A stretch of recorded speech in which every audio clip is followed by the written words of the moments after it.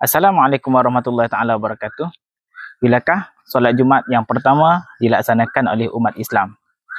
Solat Jumaat yang pertama dilaksanakan oleh umat Islam adalah oleh para sahabat berkumpul di rumah As'ad bin Zurarah.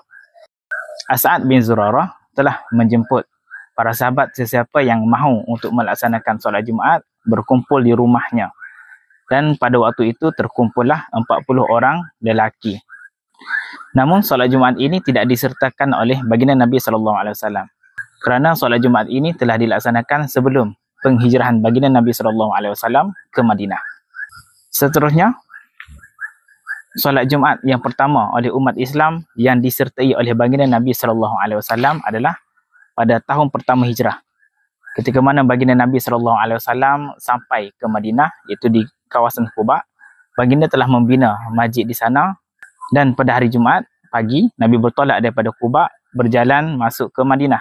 Sampai di perkampungan Bani Salim bin Auf, masuklah waktu zuhur dan baginda Nabi SAW telah melaksanakan solat Jumaat di Wadi Ranauna di dalam perkampungan Bani Salim bin Auf.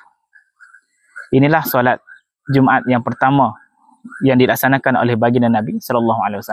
Bersama dengan baginda Nabi SAW itu adalah 100 orang lelaki. Jadi sekadar itu saja perkongsian kita pada kali ini. Jangan lupa jemput follow saya untuk perkongsian sirah yang lebih menarik.